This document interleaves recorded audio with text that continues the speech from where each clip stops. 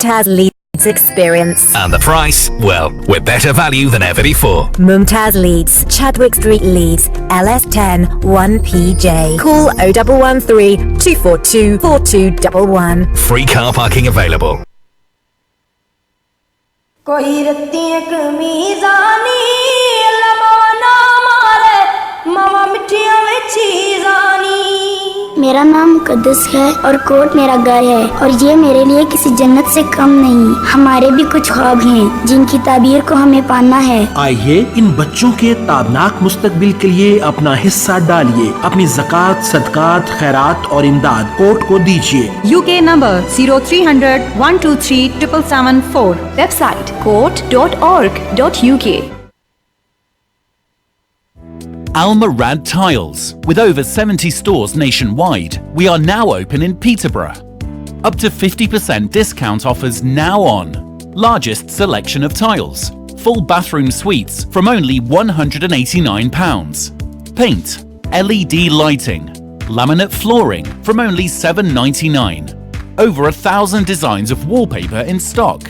We have everything you need. Come and visit us at 193 Fengate, Peterborough, PE1 5BH, or call us on 01733 34 58 47.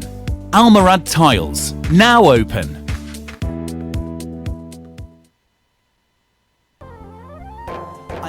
In the mood for some authentic Desi food? Try Desi Restaurant on Lincoln Road. Start your day right with our Desi breakfast. Every day from 7 a.m. to 1 p.m. Halva puri, channa, nihari, paya, paratha and omelette. Need a tasty lunch? Every day 1 to 4 p.m. we've got fast food, pizzas, kebab sandwiches, tandoori dishes, balti dishes, biryanis and much more. We're also open every evening 5 p.m. to 1 a.m. Try our Desi Tawa special or our fresh handi, 1 kg chicken or lamb on the bone, cooked to order. Eat in, take away or free delivery. Visit desirestaurant.co.uk to view the full menu and order online. 60-seat capacity and a private function room. Catering service also available. Desi Restaurant, 298 Lincoln Road, Peterborough, PE1 2ND. Call us now on 555 795.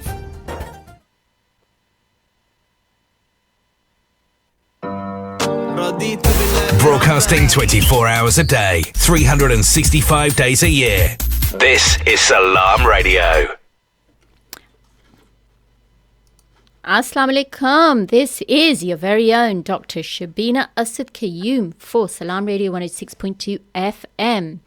And the fact that we are back again with an absolutely excellent show, fun, filled with information, and the fact of the matter is that we try to do this every week because we discuss topics that are relevant to the Muslim community. We're pretty well known, actually. We're not broadcasted just in the UK. My mum phoned me up from Pakistan the other day and she told me that I've got quite a big fan base in Pakistan, which was really enlightening to hear. And it was rather humbling, actually, after all this. But, you know, I want to tell you all what this week has brought about. This week has brought about so many things, and I would first of all like to give my first shout out to Salam Radio and the Salam Radio family. This week, ladies and gentlemen, I had the honour of being awarded one of the most inspirational 101 Muslims within the NHS, and I was blown away. I don't know who nominated me. I don't know how this came about. But it has humbled me to the core, and I genuinely believe that if I was not provided the platform to try and spread information for the purposes of sharing and for the benefit of the community, this would never have come about. I absolutely love what I do. I wouldn't be here if it wasn't for the most cooperative and wonderful management of Salam Radio, the team, the directorship, the station managers, everybody behind the scenes that makes this happen. And honestly, the very biggest shout out goes to all of you. So my Salam Radio family, this sister sincerely loves you and makes dua for you all the time, and I will always remain for you for the rest of my days. You're going to have to put up with me when I'm old and grey. So that's what I just like to say. Second shout out. My second shout out goes to brother Suki Wahiwala. And you know why, listeners? Simply because of the fact that brother Suki yesterday took my name on the radio. Well, that happens really rarely, doesn't it? I am so honoured, and thank you, Brother Suki, for taking my name on the radio. You probably don't even know that I'm giving you a shout out on this show, but the reason why I am is that you are a genuinely wonderful presenter with a brilliant, inspiring show, and you've got some wonderful guests that come on it. So thank you very much for giving me that shout out. Now, ladies and gentlemen, without further ado, if you want to be part of this radio show, you can text and WhatsApp us on 07745 278 978, or you can ring us on the studio telephone number 01733 602 133. We are on Facebook Live, we're on YouTube Live, we're on Twitter Live, I think, we're on Instagram as well, and I'm going to introduce to you our most wonderful, in fact, guest that's coming on to our show. He has a very nice name. The reason why I said, I'm going to give you the reason why I say that in a minute, but we have Dr. Syed Amjad Iqbal, and we're going to be discussing palliative and end-of-life care. He's actually a GPwSI, which is a GP with a specialist interest in palliative care or end-of-life medicine. I'm going to introduce him onto the show. Dr. Amjad Iqbal, Assalamu alaikum. Wa alaikum assalam. Thank you for having me on your show. It's Shabina. An absolute pleasure. And my other colleague, Councillor Amjad Iqbal, you two are poles apart because he's very, very I would say, vocal and jovial, and you're calm and sedate. And so your names are the same, and we realised that today as well. So that's too early to judge. You don't side of me. Well, I've seen actually through your Facebook post that you've got a love of music, haven't you? You like singing. Yes, I love to sing. That's wonderful. And what is it that you take an interest in terms of your music and singing? I took inspiration from my father, to be fair. He's always sung all my growing years. I've been singing Bollywood since I was in school and stage and for various gatherings and all. And recently it's become more of a passion because I've managed to get a little bit more time for it. With my kids engaged in guitar lessons and piano as well.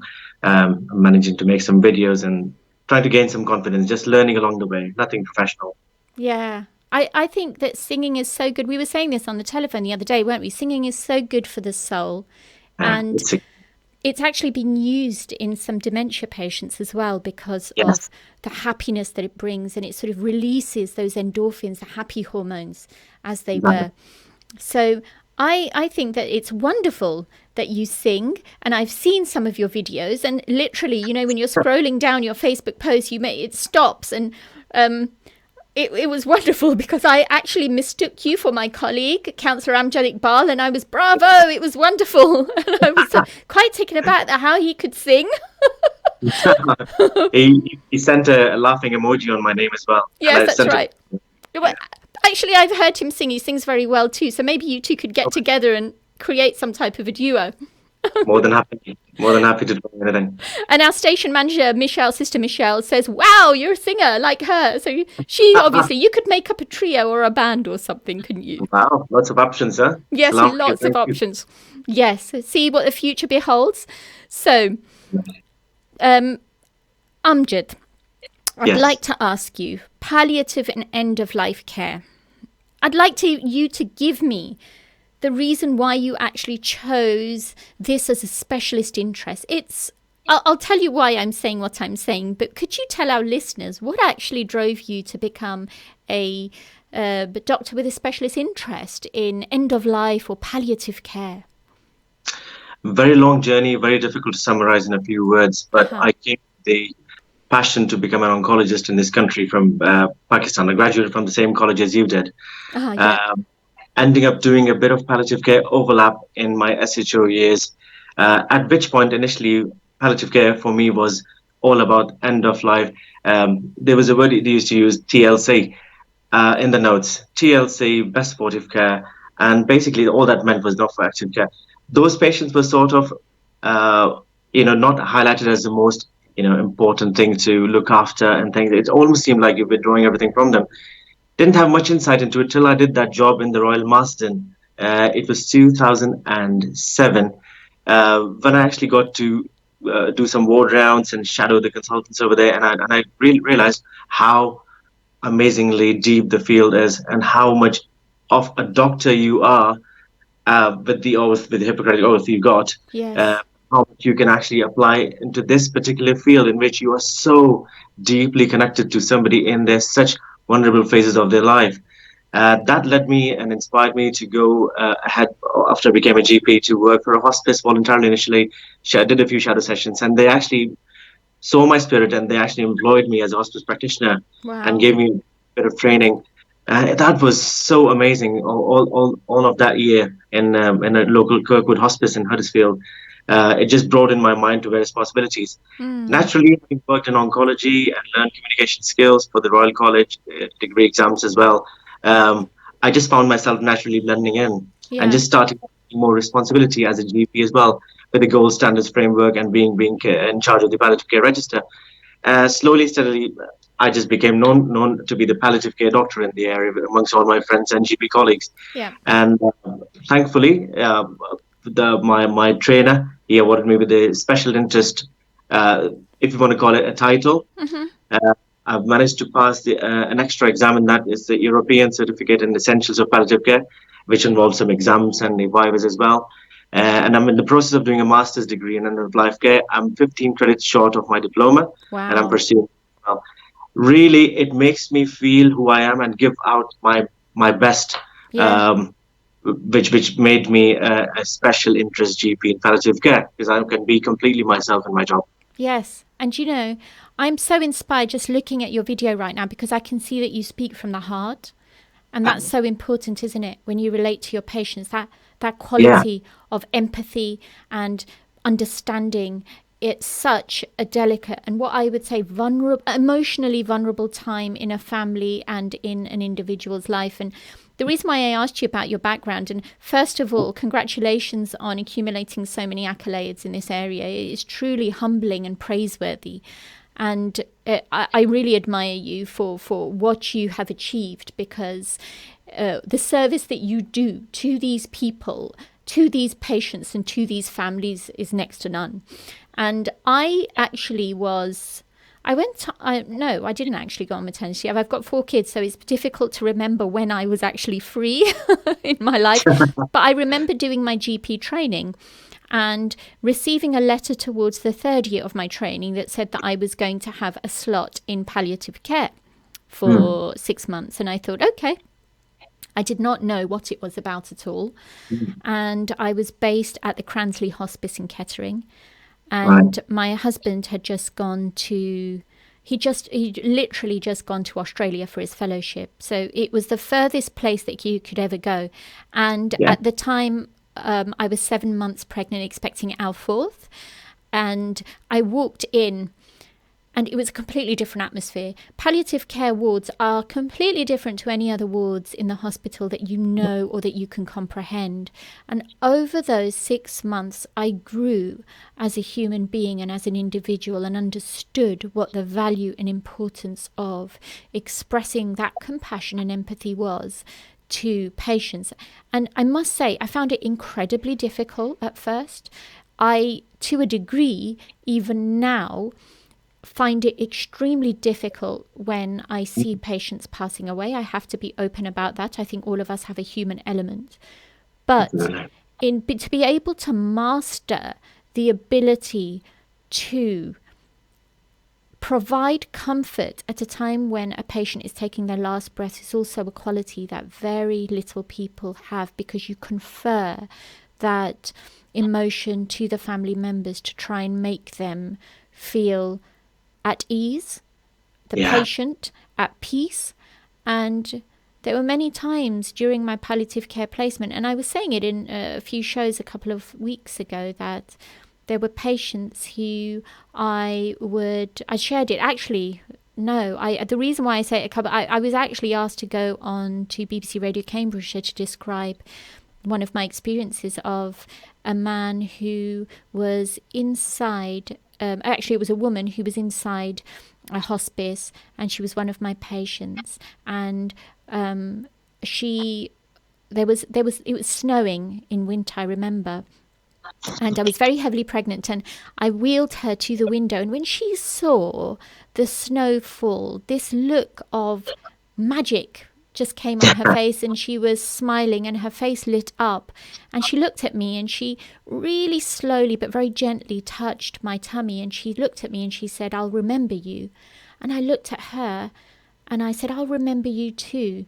And that moment, we had this bond with each other that was something that I can't really describe in words. And those moments have lived with me. We got people married in the hospice. I mean, where else in a hospital can you get patients married? You marry people in the hospice. Yeah. You make weddings happen.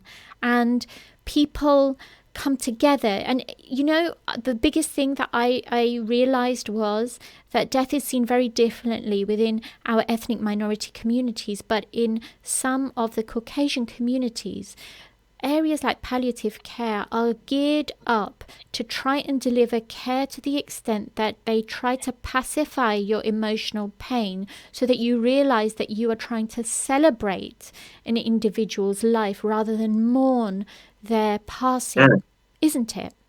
Yeah, absolutely. So it couldn't put it better than this. How you said it, it's exactly how it is.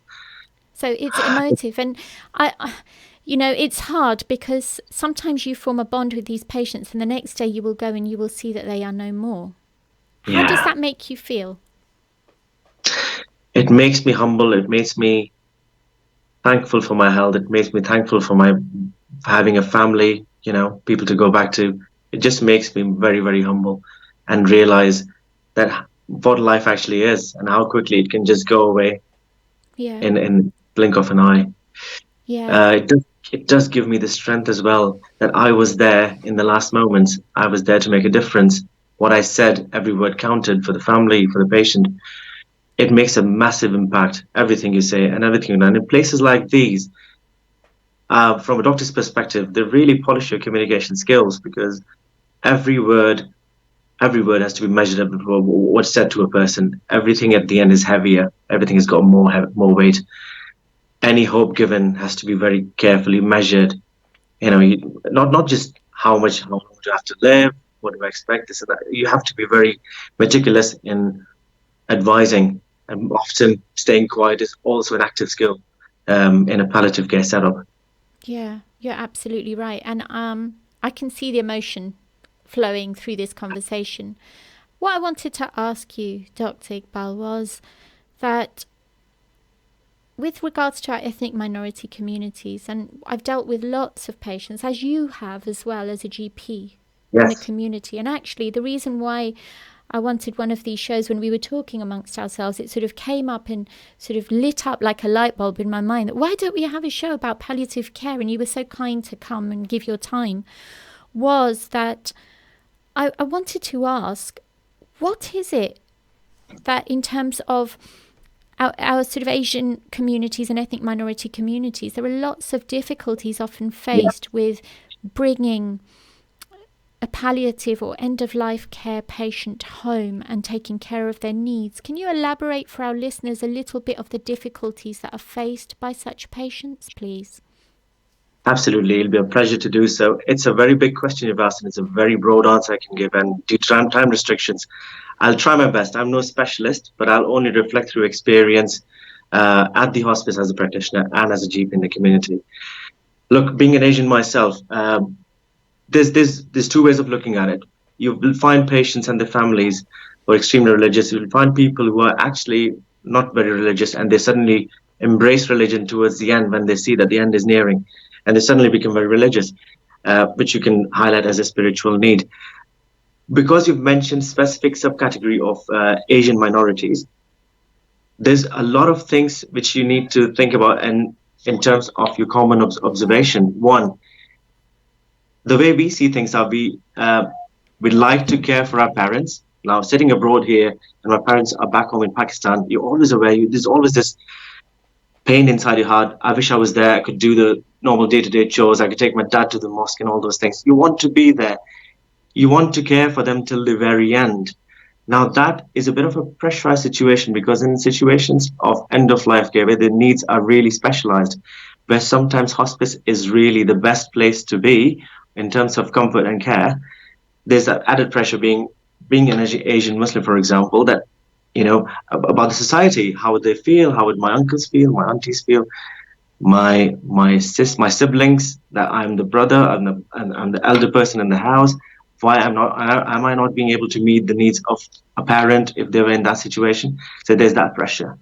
Number two, the concept of hospice. Now, we've done various presentations being in the hospice and trying to introduce some people from the mosque, students from the mosque, just to take them around the hospice, ask them. Nobody had a clue what a hospice actually is. So there's a big stigma attached to the word hospice itself, which not many people actually know what it is.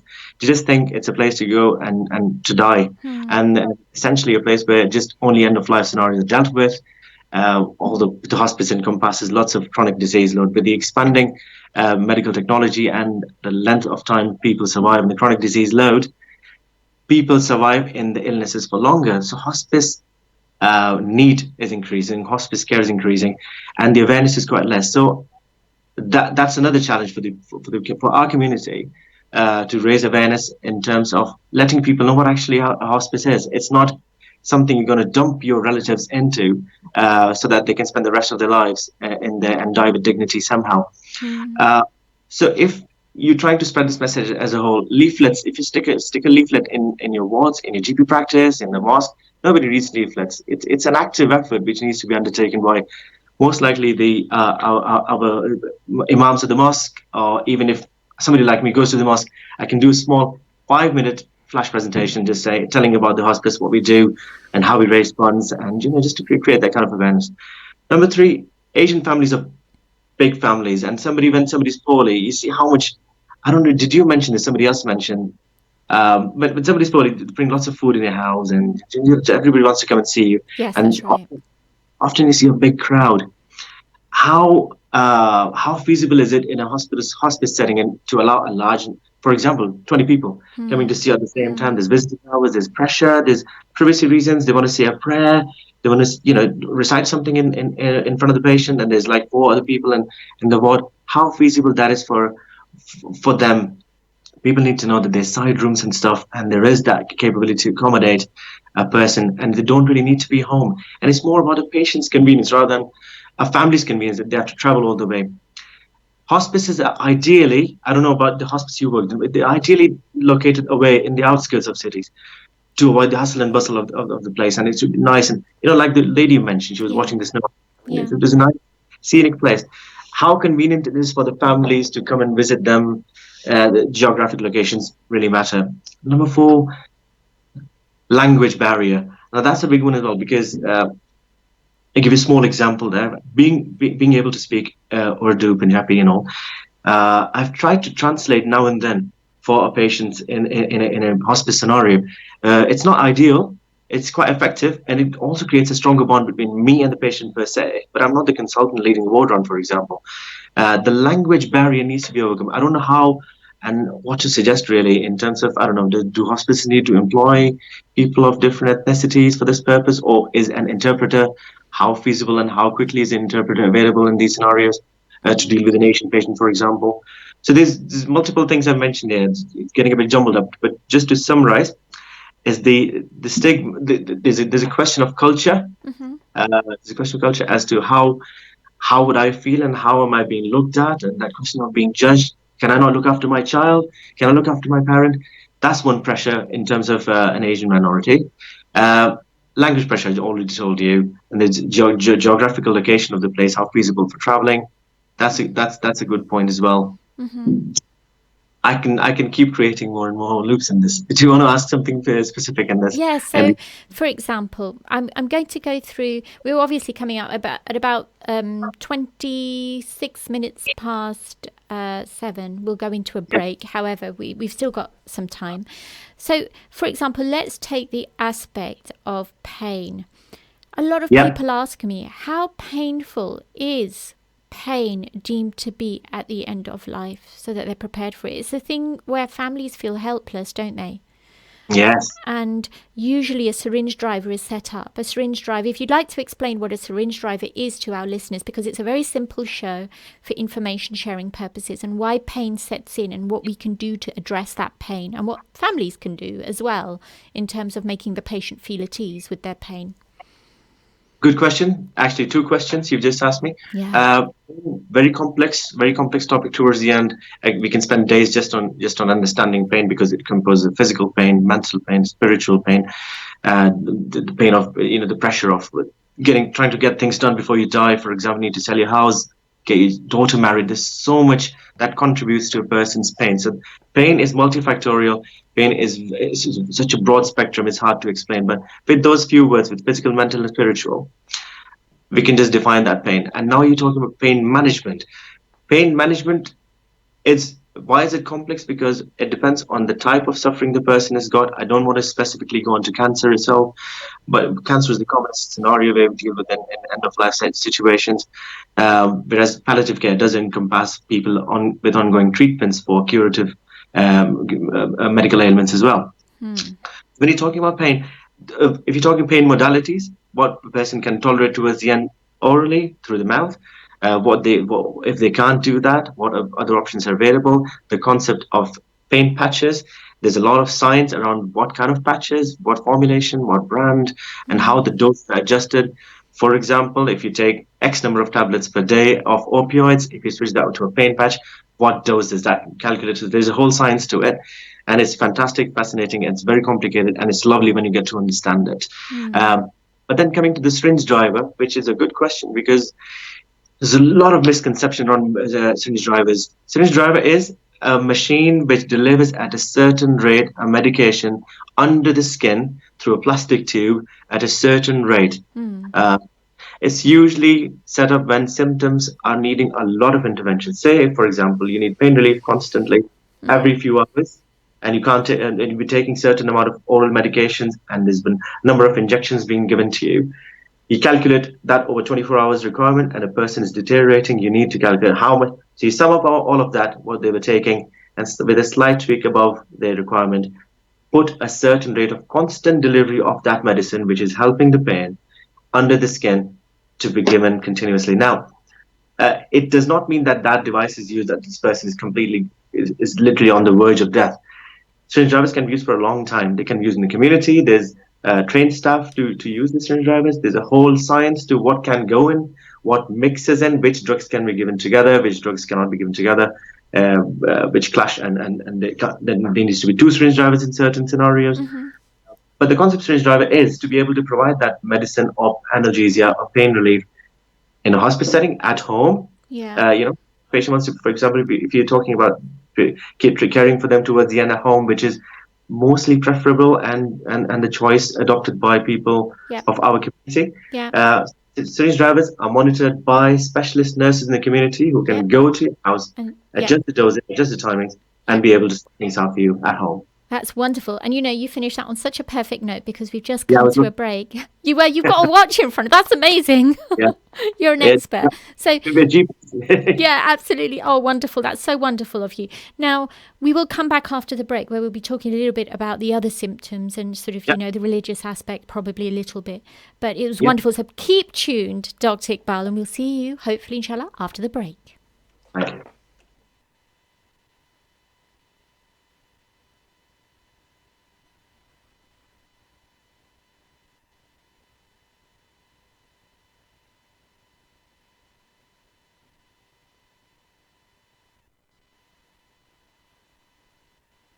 Stay tuned to Salam Radio after this short ad break. It doesn't take much to bring some difference. You give some change, which makes a change. Because nothing gets mileage like a charity. Just a little change turns into a chain. And before we know it, the results are massive. So give a little to make a big difference. For donations, call now. UKIM 0207 387 2157. Had a car accident or an accident at work? Accident specialists are experts in no-win, no-fee accident claims. Leave the hassle to us. Our multilingual settlement experts will manage the entire claims process on your behalf, with nothing to pay up front. We provide services such as credit hire, taxi vehicles, recovery, storage and much more. For full details on our range of services and a free consultation, call us on 01733 555 774 or visit our office at 249 Lincoln Road opposite the NatWest Bank. Accident specialists. Start your successful claim today. Do you own a restaurant or takeaway?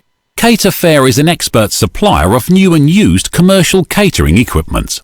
Visit caterfair.co.uk for quality equipment on sale at the lowest prices, or call us on 01733 310 115 or visit us at 11 Royce Road, Fengate, Peterborough. जब बात हो हलाल meet की तो कैसे मुमकिन जिक्र न हो हाजी बाबा का। हाजी बाबा अज़दा में आपके लिए। हम अज़दा में अरसा 10 साल से जायद मुल्क भर में 45 से जायद काउंटर्स के साथ बेहतरीन पैकेजेस, हर वैरायटी का मीट और आला मायार के लिए आइए हमारे पास। चिकन ब्रेस्ट, चिकन क्यूब या कीमा सिर्फ 3.99 पाउंड पर केजी, लैम या शीप लेग, लैम शोल्डर और मिक्स सिर्फ 6.99 पाउंड पर केजी, बेबी चिकन सिर्फ 1.99 पाउंड पर केजी। आपकी सहूलत के लिए वक्त की बचत और मायार की जमानत, तमाम हलाल गोश्त और अशिया जरूरत एक ही छत के नीचे। हाजी बाबा हलाल meet, find us in अज़दा।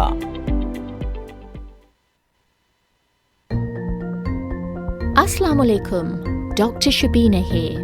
Has your child had their flu vaccination this year?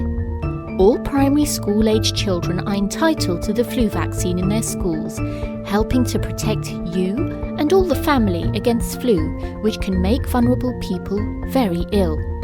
Call the school immunisations team on 0300 555 5055 if you'd like your child to get protected.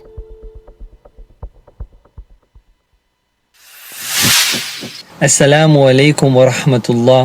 Bismillah. قال النبي صلى الله عليه وسلم إن من المعروف أن تلقى أخاك بوجه طلق, that it is a good deed that you meet your brother with a smiling face.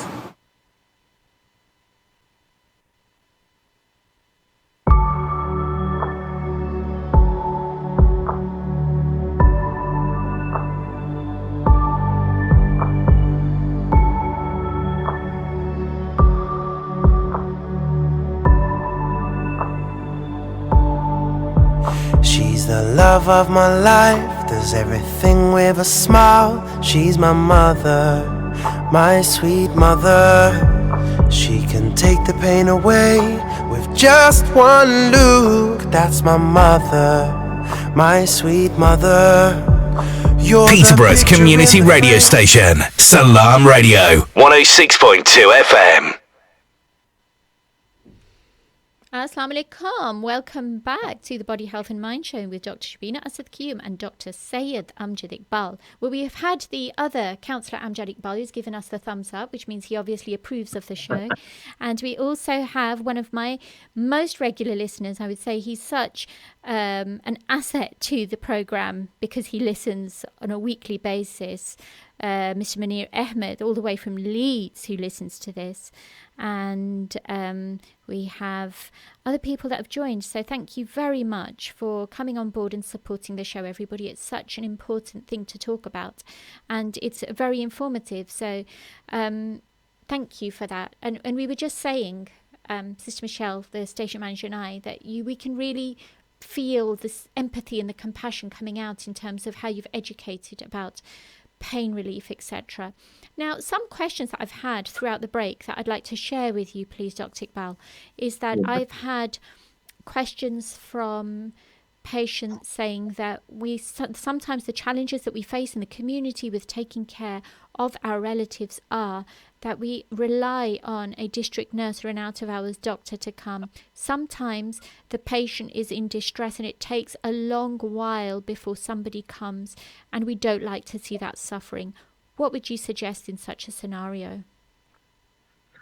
It's unfortunate to hear that, actually, because if you work for an out-of-hours setting as a GP out of hours, for example, any cases to do with palliative care are dealt with top priority, and everything else can wait. Actually, it is a bit like that.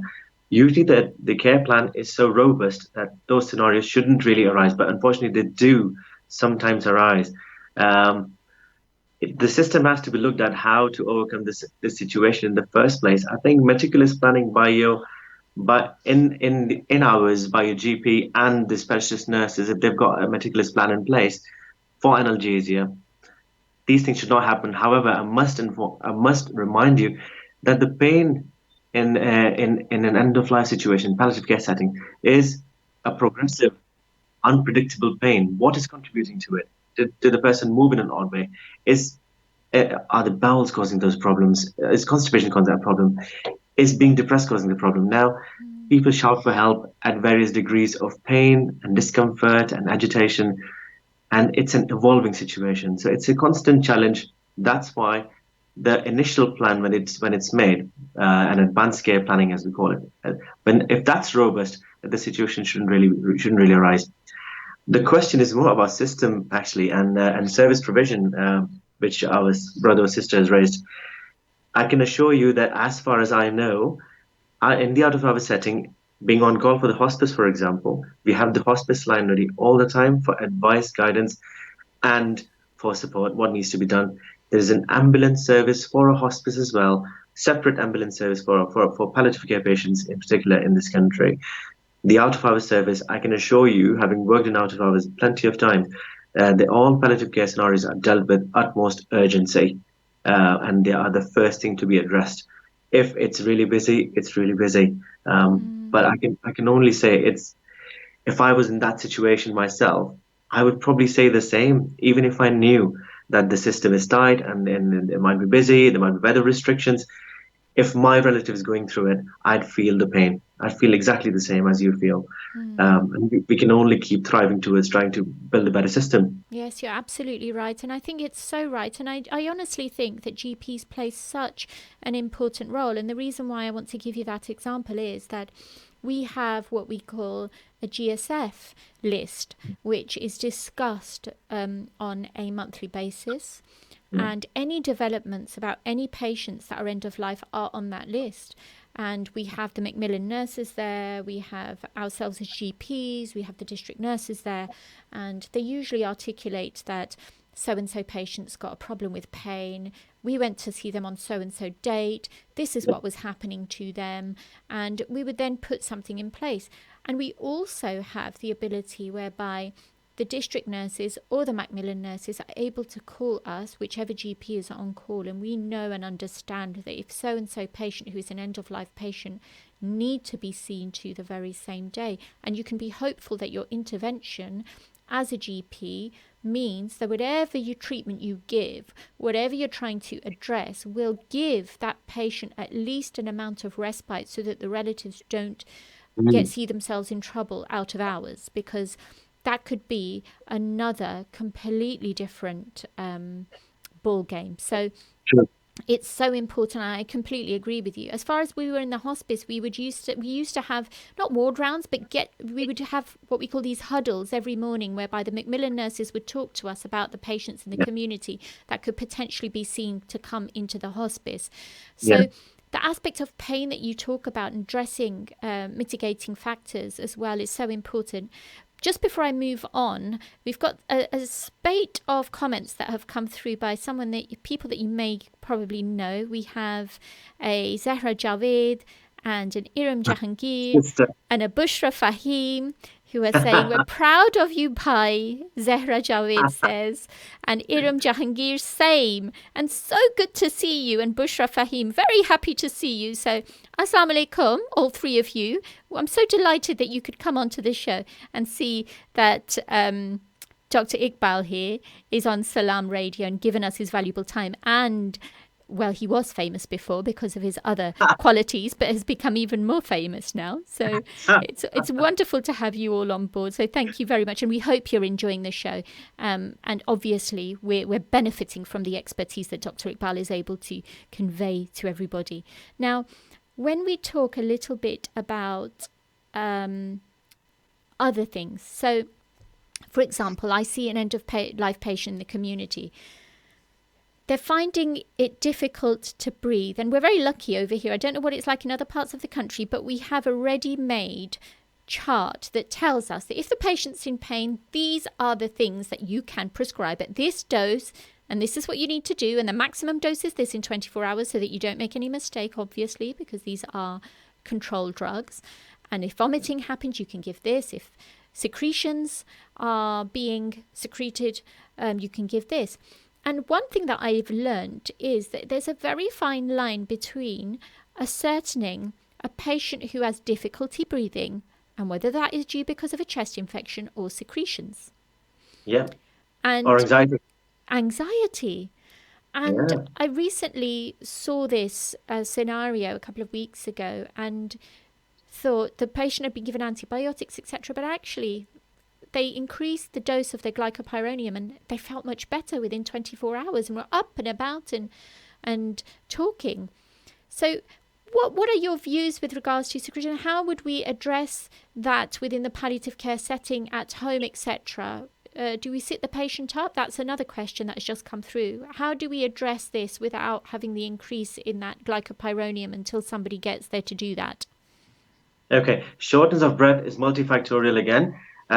Use of glycopyrronium, that's specific for just secretions. If you're just talking about secretions with the buscopan and glycopyrronium, obviously there's doses prescribed, maximum limit, and the PRN use, how much you can use per hourly. It's all prescribed on your emergency pink chart or drug charts, which are available once the patient has been declared as palliative in the community. So GPs coordinate that through the community palliative care nurses and district nurses.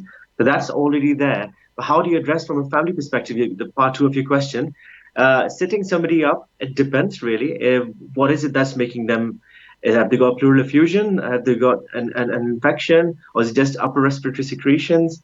Have they had chest physiotherapy? So, for example, if they've had chest physiotherapy for sputum and thick secretions, the family would already be aware, having watched them in that scenario in day-to-day, in the past few weeks to months, how to prop them up, how to sit them up.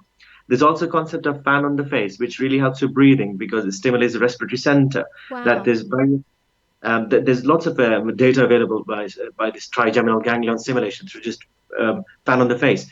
If anybody wants to look it up, they can actually just, if you want to Google, because everybody Googles these days, fan on the face in terminal dyspnea or terminal shortness of breath. You have plenty of information there as well. So positioning, sometimes it's anxiety. Somebody's already full of secretions. They're pretty much coping with it absolutely fine, and then suddenly they realize that this is it, the end is near, and they have this sense of impending doom. Trust me, it will just make you go into a bronchospasm. You can't breathe properly. And what do you do in that situation? Reassure, ask for help. Those are the situations where you can actually ring palliative care services, ring the hospice for advice, ring the district nurse comes in, or district nurse understands the situation, or the out of hours doctor understands the situation, whether this patient needs more than what's available at hand. Antibiotics, on the other hand, there's usually, again, advanced care planning is such a big topic. If there is clear understanding, for example, we always come across as GPs that this patient is opted not for further hospital admission, fine. Not for 999, fine. Not for antibiotics is also something which, as long as the patient and the family and the doctors have engaged in a conversation about it, that the antibiotic is not going to change anything. It's just going to prolong your stay, if you want to call it. It's a bad word to use there, but antibiotics do not prolong life as such. Antibiotics used for pain. I'll give you an example. If somebody's got liver cancer and cholangitis and an infection around the liver, in simple layman terms, antibiotics are actually being used for pain relief. So antibiotics can be used for pain relief in that kind of scenario. But antibiotics for chest infection, everybody's right. Patient is alert enough to take some treatment for a chest infection. Of course, they can have the antibiotics, but there will be a stage when they will be unable to take them, for which will not give IV antibiotics and need to draw a line. That is the most difficult scenario. There's drawing a line, declaring something as futile, and it's not going to serve the purpose anymore. Withdrawing treatment, withdrawing water. This is the most difficult topic in the life of a GP, a palliative care doctor, a trainee, whoever. And it's something I dread the most, trying to have that conversation. Listen, we're not going to give you this. Even day-to-day normal medications, if somebody's on diabetic medications and blood pressure medications and they're just rapidly deteriorating, to talk to the family about we need to stop these because they're deteriorating is a can of worms, because they expect that what if he's going to get affected by blood pressure? What about what if they go high? What are you going to do then? It's so hard to just say, listen, they are going, and we need to just make sure we address what we can address. And it's something I always dread as a in a palliative care scenario. Yeah. Oh, goodness. So it must be quite difficult. Well, actually, we've got a really important question. I wouldn't have thought of this question. It's amazing, actually. It's from Mr. Munir Ahmed from Leeds, who said, it may not be relevant, but one question I always wanted to know the answer to. How do doctors and other professionals are able to predict or assume how long the patient will survive in a situation of end of life? That's a really relevant question, because that's probably the most common question that we get asked. How long? Yes. Okay. Good question, first of all, Mani. I don't know if you're a medic or not, but there's a rule of the thumb. You never commit to those. You never commit a figure how long somebody's got. There's terminology used based on experience. When you work with end of life care, you get a bit of an idea of the symptoms that are preceding death, especially ailment-related problems, heart failure-related symptoms. What to look out for when you say that this heart failure patient is now terminal. What are you looking out for? What signs do they show? What do they look like? What's their appearance? What's their skin color? How conscious they are? How agitated they are, for example. And the ability as a doctor to know, first of all, knowing somebody's got a brain tumor, knowing somebody's got liver cancer, what to expect, clotting factors and all. If somebody's got brain tumor, having fits, epilepsy, falls and all those things. We, as palliative care doctors, are able to actually, reviewing those patients over and over again, able to see that they are slowly drifting towards death. Obviously, we cannot give a figure, and we never give a figure, never do that. I've never seen anybody, all those experienced people I've worked with, they never give out figures that I think he's only got, I think it's probably hours. No, we don't say that. You just cannot. I've seen people who look like this is going to be just hours or minutes before they're going to die, and they've stayed on for another week. Wow. And it'll surprise you how much reserve a body can have. You cannot predict that. So the best answer to that question is, first of all, I do not know. That's how you answer it. I do not know how long this person is going to live. But in my experience, people with these kind of problems this stage usually have short days to short weeks, weeks to days, weeks to months. Yeah. Yeah, you use figures like, from here to here, but I can't really give you the right answer to this. There's no right or wrong answer. And immediately retract back. It's kind of a communication skills kind of challenge when you ask that question. But as a doctor, yes, you can tell this person about days or has got weeks to live based on the rate, because you seeing the whole graph, how they came in on the admission, how communicative they were, how things have progressed, what blood tests were being carried out, when we stopped doing the blood tests, when we stopped feeding them, could they not communicate any further? Are they able to get out? There's a scoring system of their what do you call it? There's something called performance score, or Karnofsky score, in which they sum up the whole existence of this person. That includes the interaction, their sleep, their bowel habits, their anxiety levels, everything, and they come up with scores. And in the weekly MDT, they compare the last week's score to this week's score, and they actually get a graph.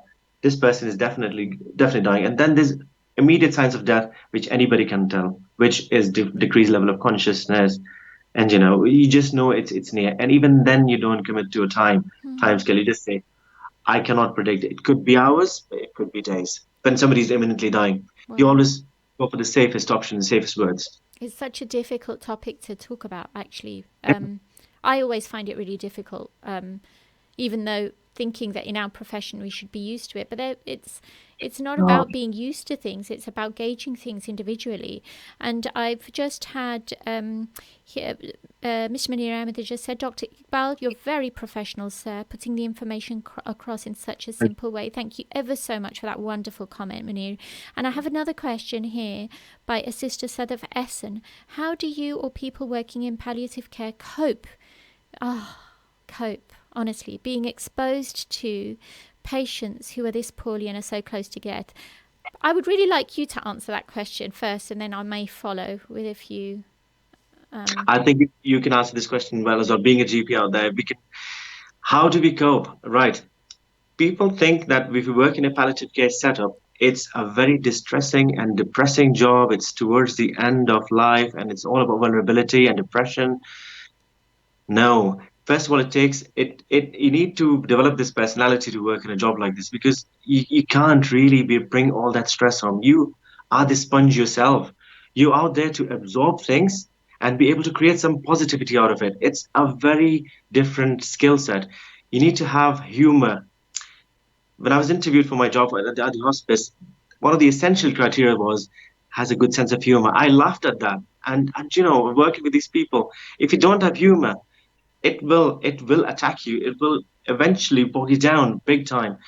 So yeah, you need a sense of humor. You need to be able to create positivity out of the negativity. So, and it does not make me a co-pick in any way. It makes me cope better. It's made me way more stronger. Like I said in the beginning, the sense of thanking, the sense of being humble, the sense of being able to say, thank God I'm not in that situation. The sense of being able to know I've got a family to go back to. This person is losing their family. You see 15, 16 people in that hospice, all losing their families, all writing letters to their kids, Oh God, it breaks your heart. But it melts your heart there, and then your heart is molded into this flower. You bring this flower home and you hug your kids and you say thanks to God, that thank you God for giving me health, not giving me the cancer, and me being able to be there for those people. And it actually makes you positive. I cope really well since I've worked for the hospice. I cope better in my GP job, being part of the hospice. And I just want to say that I want to say to you that I think your therapy right there to someone like myself who faces this. And I can say that my circumstances when I was working at the hospice at the time was I was looking after 3 children under the age of 6, and we had 1 on the way, and my husband was as far as he possibly could be. So coming home, there was nobody to have that conversation with, and it was really difficult. And on average, you would see 3 of your patients who you'd formed a good bond with and helped them about 3 times a day. And in the initial weeks, my consultant would find me in the tea room, like sobbing my eyes out. And I said to him one day, I said, I can't do this. It's difficult.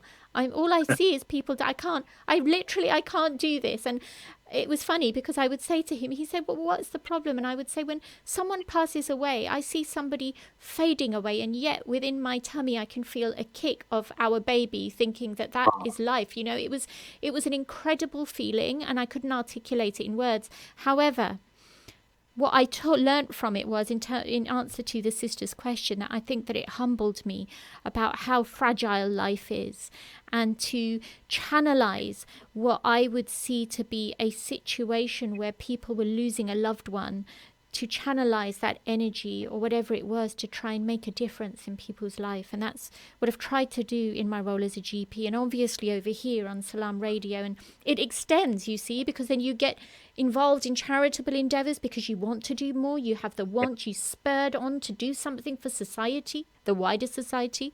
And that is why it is so essential to keep that sympathetic drive, because without it, it would be very, very difficult indeed. And I hope, Sister Sadaf, that has answered your question about it. Now, moving on, what is your advice in terms of the Muslim communities? Obviously, when they see that somebody is nearing the end, it can be extremely difficult for them. And then they always want to sort of, make sure that things are wrapped up and formalities are taken care of with regards to the funeral, etc., which comes at a later stage. But how would you best advise our Muslim communities towards the end of life as to what to do when a person is breathing their last? Obviously, prayers, etc., are recited, but what else? I'll give you, if I can draw it in a nutshell. It's a very good question because, I'm able to reflect on my inner feelings here as well, being a Muslim of this community. Now, For Muslims, it depends on the spiritual state of the family as well. Some people say, and you don't use the word end of life, because I'm actually going to see God. I'm going back to Allah. Okay, so there's one aspect of it. Some people you will actually see they're actually positive about going, whereas the whole family is mourning. They're like, I'm just going, this was a short stay in my life. And you can see things more clear, and the spirituality overshadows everything else, and they're able to talk about it. In a hospice setting, why I'm mentioning hospice here again is because of the amount of information I've had over the last few years. I was shocked to see that people don't know about the hospice first, what they can do. Hospice, I completely understand the origin of the hospice movement and everything is pretty much Christian. It started in church. But it has engulfed through various agencies, the Wolf Agency and everybody. They've really incorporated things to really understand different religions, different cultures. In a hospice setting, for example, if a Muslim person is admitted, they make sure they have the chaplaincy service. They can have the local imam, and they can have a multi-faith chaplain as well. But based on the requirements, they can arrange both. They make arrangements for prayer. If they can't do it on a chair, they make arrangements to do it in the bed. They will turn your bed to face the Kaaba, to face the Kaaba Sharif for your namaz and everything. They make arrangements for allowing the family to have prayer times as well. They also understand that Muslims feel that soon after death, we need to do the burial as soon as possible. The longer the body stays out, they say the body's in pain, and they still hear us and they still understand. We need to do it really quickly. How to handle sensitively. Some people want to lift the index finger, to the final confession of Shahada, to say that there's no God but Allah, and the person is going to Allah. There's so many teeny tiny factors towards the end of life in a Muslim person's situation that a hospice nowadays does recognize, deal with, and can support people through it. I'm not trying to promote the hospice movement in any way. I just want people to know that look into it. If I've got Salam Radio has given me the opportunity to say it out loud. Look into it. At the moment the word hospice is mentioned, doesn't mean you're going to leave the person alone and walk away from them. You're not leaving them alone. You're actually making things better for them. So just explore options. Okay. And of course, you got the option of dying at home with dignity as well. And the hospice can facilitate it. So understand, while we're here, we've got such a huge blessing to have this. So being a Muslim, recognizing these things, recognizing when the death hour is near, allowing side rooms for the family to be there, to say their prayers, allowing the liaison with the local mosque for the janazah, for the prayer, and arranging the burial services. There's a whole structured mechanism in place all over this country for sure. I don't speak of any other country because I don't work anywhere else.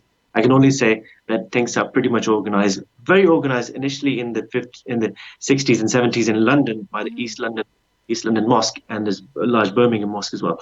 But now the guidelines are available everywhere, small pockets. Even the mosque where I go to, there's been discussions around have you thought about your burials and stuff. The imams are much more educated and younger, and they communicate well with the community, and they actually are not afraid to talk about death and dying. That's wonderful. So you've summed it up so well. Now we've only got one last 60 seconds. I wanted to say we had 3 questions. I wanted to acknowledge those questions. We won't be able to answer them. They were from a Dr. Fazl, they were from a Kehkashan Shahzad, and they were also from Ubaid Khan. I am so sorry that we're unable to answer these questions, but what we can do is I can forward these questions to Dr. Iqbal, and then we can probably get some feedback for you, or I could probably articulate them on the next show when we come on. But I just really wanted to thank you. You're such an amazing soul, and thank you very much for coming on the show, and inshallah I will have you again. Inshallah. Thank you. Thank you so much. He's such a warm-hearted soul. And that was Dr. Syed Amjad Iqbal of he's a GPwSI in terms of a GP with specialist interest in palliative care and end-of-life medicine. And it was such a privilege to have him on the show. And alas, we reached the end of the show. Please join us again next week. Thank you so much for the tremendous participation. This has been a hit of a show. So inshallah, see you next time. Assalamu alaikum. Stay tuned to Salam Radio after